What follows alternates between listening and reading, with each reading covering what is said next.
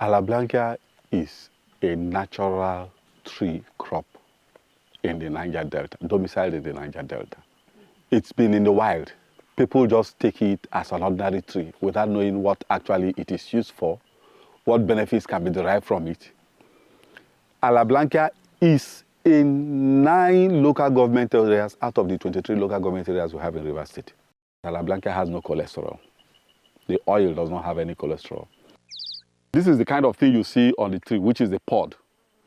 And this pod must fall naturally for people to harvest it. You don't need to go up to pluck it, because in the wild, it takes about 9 years for it to start fruiting. Now the process is to see how that propagation, cropping Allanblakia tree will be done for people to realize its income potential. What we have here is 50 hectares donated to us, to the project by the community. The essence of this nursery is to produce seedlings that will be given to farmers to encourage them in diversifying their farm income.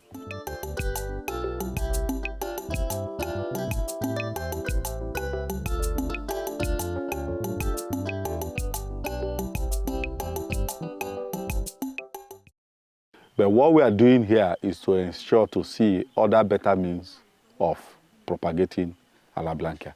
So while the pods are allowed to fall, mature and fall naturally, we pick them. When once it has fallen naturally, the process of it getting softened is faster. So when it's soft, you select the seeds. After this time, now we wash them. As they are being washed, it has a thick cover, it has a thick skin. So a coat that is thick. So what will happen is that after being washed, you dry. After drying, we use the knife, or what we call the secateur, in decoating it. That is because it is the rainy season. But if it's in the dry season, we will wash, put them in sand pits, as we have over there. We put them in sand pits, in layers. The seeds, sand on it, sharp sand on it, layers until the pit is filled. And over time, we just keep the soil moist. In about 3 weeks to 6 weeks, the coat will get softened. And when they soften, we decoat. After decoating, we wash again before we now tie them in poly bags. Before they are tied into these polythene bags, the seeds must be dried. They must have been dried in the open. Each of these polythene bags, we put seeds, 50 seeds, and we'll tie the polythene bags up and put them also in natural shade as we have behind me. Sometimes when it's too hot, you sprinkle water on the polythene bags. Just sprinkle water. It helps. So from time to time, you open the bags to see if they sprouted. Once they've sprouted to this point, as you see them in the poly bags, that's when we can now transfer them to the poly bags, from the polythene bags to the poly bags. It takes 1.5 to 2 years to be transplanted into the plantation. We can deliberately, culture it in closed environment where we enable it to get to a point where it can survive irrespective of how harsh the weather is. So that's what the nursery is doing. We have 200,000 seedling nursery being put in place now, for the purposes of rolling out to farmers. What you have here now is fully grown. This is ready, actually ready to be transplanted into the plantation. As it is like this, you may not know whether it is male or female. Because from these seeds, you can't know the male, you can't know the female. The essence of grafting it is to ensure a process where from the trees that have fruited, because only the females fruit, the males don't fruit, but all flower.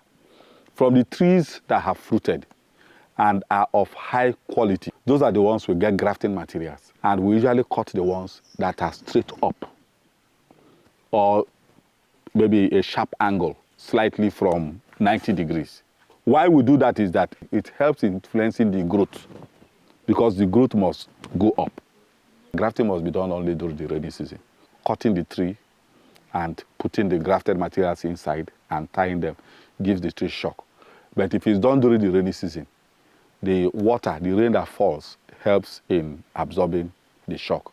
And of course, the bonding the bonding of the grafted material is faster.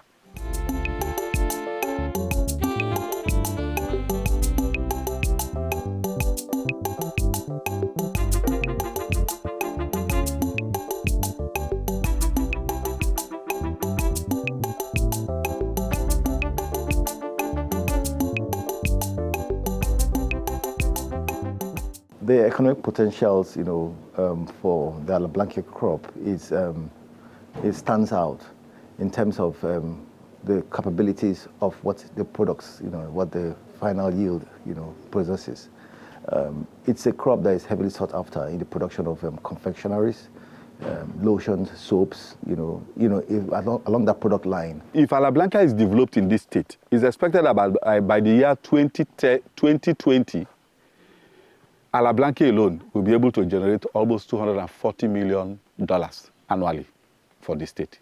The local farmer, upon identifying this, has an opportunity, to be able to trade off, these products, for cash, and also be able to see how they can deliberately propagate, this crop amongst their general, staple crop, which they grow all the time. And in future, they would stand to benefit most, from the crop, because it actually has a lifespan, which goes into decades. We are still yet to understand the number of years, but, because we are just discovering it, but it goes into decades, and we're sure that we hardly have crops that level of, that perennial. Imagine a tree of Allanblakia having an average of about 200 pods each. Between 150 to 250 pods is what a tree produces. And do a mental calculation of a tree, a pod being sold at 20 naira. And a tree, 150. 20 naira times 100 is even 20,000 naira. 150, it's 30,000 naira. 200 is 40,000 naira. From a tree that a farmer particularly maybe didn't even spend up to 2,000 naira or 3,000 naira in getting. And it's there. So from the 5th to 7th year, when that tree starts fruiting, assuming a farmer having a 1 hectare land at 10 meters by 10 meters, he's going to have 200 trees or 100 trees around 1 hectare of land. The land is used not just for Allanblakia, he can also do other normal cropping on that land. So you can imagine a farmer out of 100 trees, and if all the 100 trees fruit with the process we are using, it means that a farmer is easily can make an income of almost 400,000 naira per annum from an Allanblakia tree of 1 hectare. The future of farming in Allanblakia is great.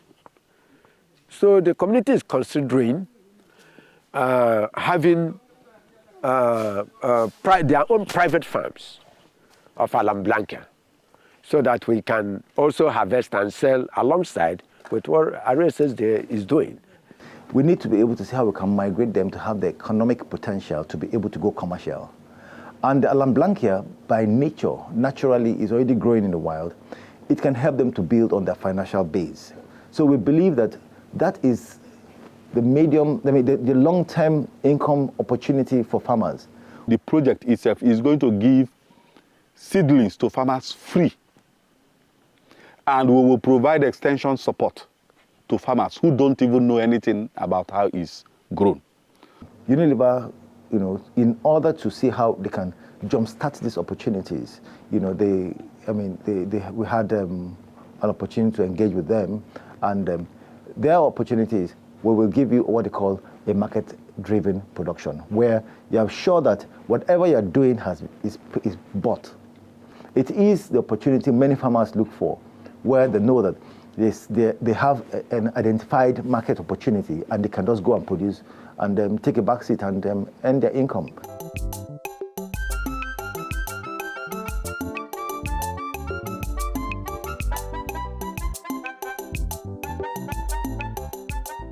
I will, in one word, say that it's manna that has fallen from heaven. We will call it farmers' retirement crop. The final word is to advise for farmers to understand the opportunities that the Allanblakia crop possesses or presents, I can say, and take advantage of it.